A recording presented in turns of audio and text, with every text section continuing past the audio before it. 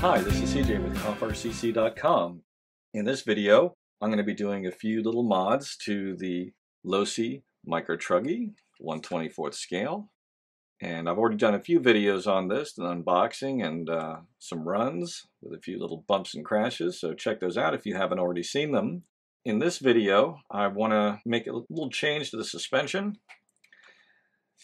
I have ordered a couple of items from Losi. One is a screw and hardware kit. This is not a complete screw kit, but it is a bunch of miscellaneous screws, some very, very, very teeny E-clips. Those are going to be a monster to work with. Between this kit and another micro kit I have on the way, I think I need to order some very good tweezers, the type more for doing assembly. In any event, one of the things I noticed right away about this car is that it sits right at the top of its suspension. And does it have a battery in it or not at the moment? No, it does not. Oh, that was one of the neat things. This is a servo box, the kind of box that you get with a Savox or a Sandwalk. Most servos come in little boxes like these. And one of these little boxes holds a charger, the tools that came with it, the extra gears, and 4 batteries. And you talk about something that you can take anywhere with you. So what I'm going to do is there are 2 additional sets of springs. The standard springs that come with it are the hard spring. The red spring are the medium, and you get 4 in a pack, and each set of springs is $4.99. The screws were $6. So these cars are very inexpensive to work on and modify. I'm going to start by making the big change. I'm going to go from the stiffest springs to the softest springs. Ideally, I'd like to have a little sag in the suspension. Ground clearance isn't the biggest thing. The problem is when the suspension is fully extended on the springs, if there is a depression in the surface that you're driving on, the wheel has nowhere to go. So the corner of the car tips in, unweighting the outside corners. It makes the car less stable. It doesn't drive as well. Just a quick little FYI before I take the body off. Some of you may have noticed this on here. Basically, I just took a long black twisty tie and I wrapped it around a very thin, basically just a screwdriver shaft, nut driver shaft, and then made a little spiral on the inside. And so when I put the body on, I slide the antenna up through the hole and then just run it around this little spring, and that has seemed to work really well. If it gets knocked over, 9 out of 10 times the antenna goes right back up to where it was. If it sits upside down for a second, it might be pointing backwards, but I don't have any issues with this wire dropping down, getting caught under the tire. Be very careful when you're working on these cars. These screws are so small. They just practically beg to get lost. And just like a regular RC shock absorber, these can be completely disassembled.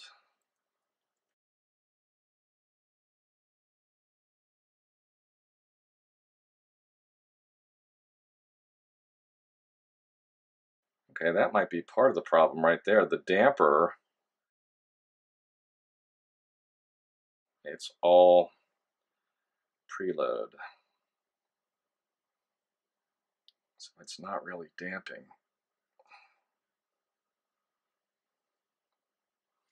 And believe it or not, they make an aluminum set of shock absorbers.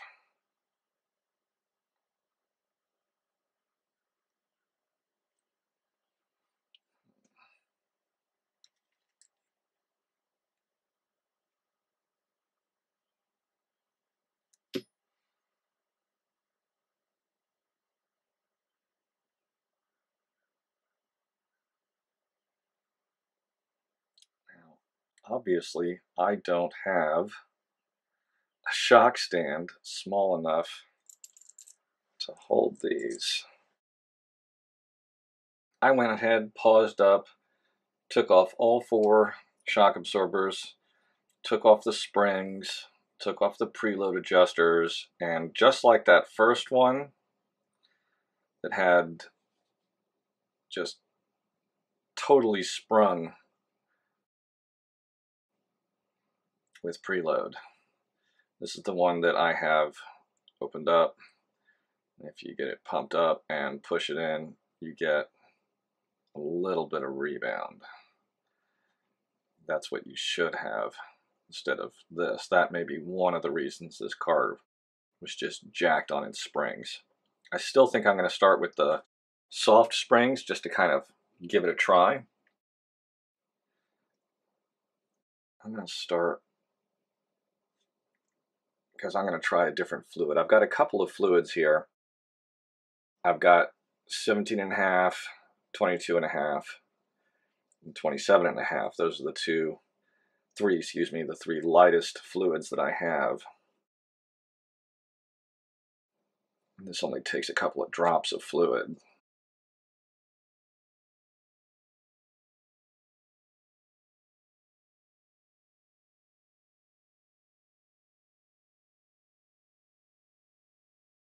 Let's have a look at the directions on these shock absorbers. Okay, let's see if we can zoom in here. That is the exploded view of the shocks. So you've got a threaded shock body. There's actually a screw on base. There's 2 teeny O-rings. There is the shaft with the piston, preload adjuster, cap, and a bladder. Now they don't show how the piston attaches to the rod, but I don't know if you're going to be able to see this. There is a flathead screw on top. Now, that's kind of interesting. I get it. I got it. Remember how I just said I'm not going to be able to put a set of pliers on here? That screw obviously doesn't screw into this shock shaft. That shock shaft is far too small to have a threaded hole inside of it. That must be the end of the shock shaft. So to remove this screw, I just need a micro flat edge.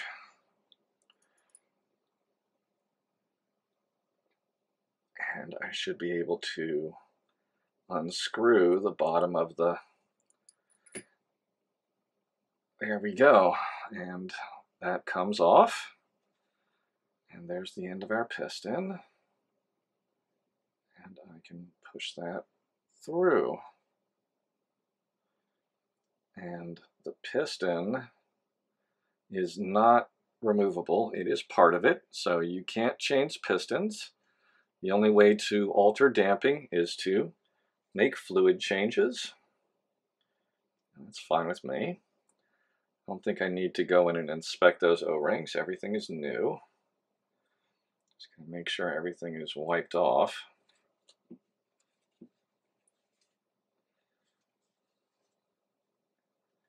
And since this is such a small vehicle, I'm going to start with my lightest shock fluid.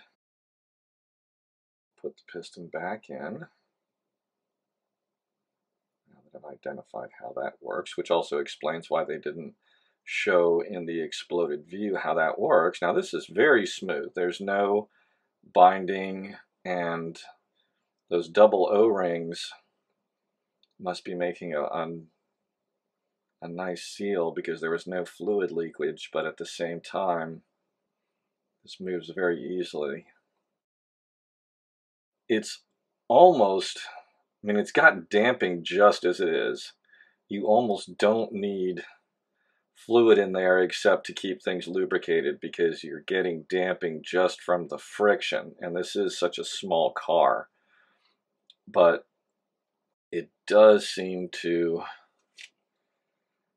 those are some very light springs too. So the goal is to kind of, you're trying to balance spring rate against damping. I'm going to go ahead, I'm going to put the eyelet back on, bring that up, get the straight edge in place.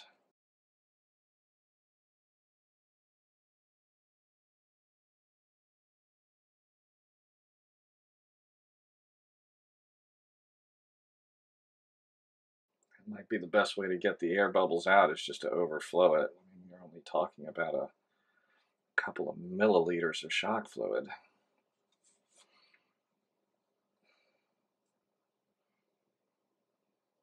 Okay, now this has to be done very carefully.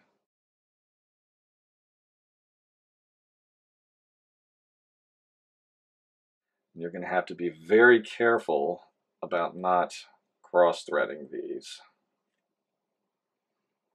because those are some very fine threads.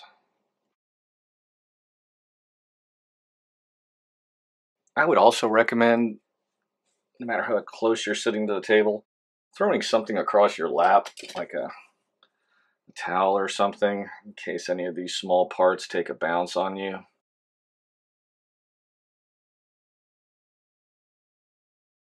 I mean, the damping is so minimal because that piston has a couple of big gaps on the other side of it. I'm going to go ahead and empty this out and try a fluid that is thicker. And I'm going to jump past the 22 to the 27.5 because of how little damping effect that seemed to change. It didn't seem like I increased the damping very much from the friction point.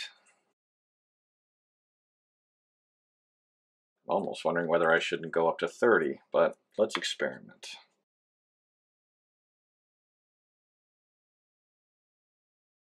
Let's see what kind of a change we got.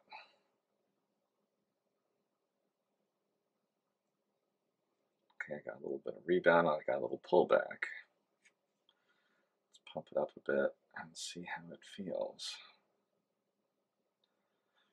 Yeah, that's definitely damping better.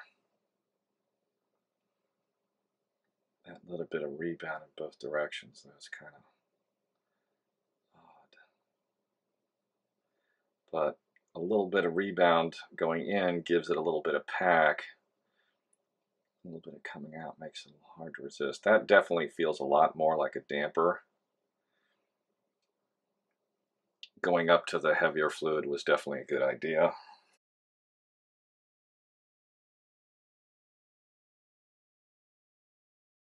One side has a little bit of a rim to center out the spring. And these should just roll on nice and easy. If it doesn't roll on with your finger like that, you are cross-threading it. So bear that in mind and be careful.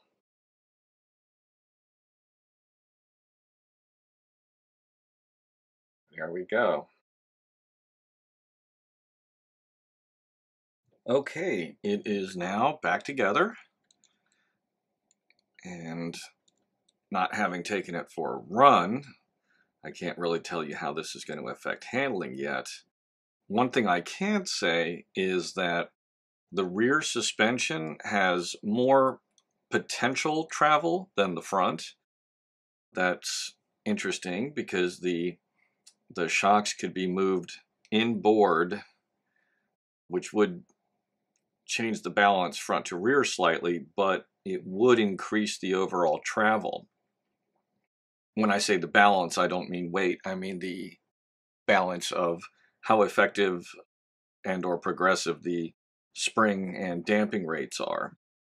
Right out of the box, the car is very nicely balanced and it seems to handle very well, very neutral. It doesn't seem to push or oversteer. But what I have achieved here is if I drop it and let the suspension set, now it's got about probably about 2 millimeters of sag. So it sits a little lower to the ground and it's got a little bit of room to move in the suspension upward. Now, I can adjust preload to try to raise it, but even if I drop it from a good 8 inches, it's not really bottoming out yet. The front actually cannot bottom because of the limitations of the suspension and the height of the tires. If you take off the front and the rear shock absorbers, the front end will sit about, when the car is sitting flat like that with the suspension sagging, the front of the chassis will sit about 1 millimeter off of the surface. The rear end is solidly on the ground, and that points to, as I said, the rear having a little bit more travel in its suspension, probably because it doesn't have steering arms attached to it and such. On these screws, don't tighten anything too far. When you screw these in, what I've found works best is I tighten them in until they just tighten down, and as soon as I feel that resistance, I back it off about a quarter turn, because there's no bushings. The shocks need to be able to rotate on those little threaded screws.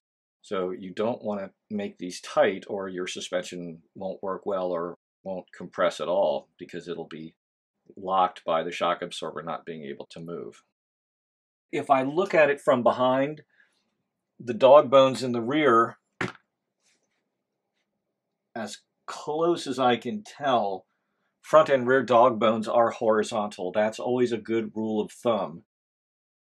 Because it's in this dog bones horizontal, it's less likely to roll, even though the suspension is softer.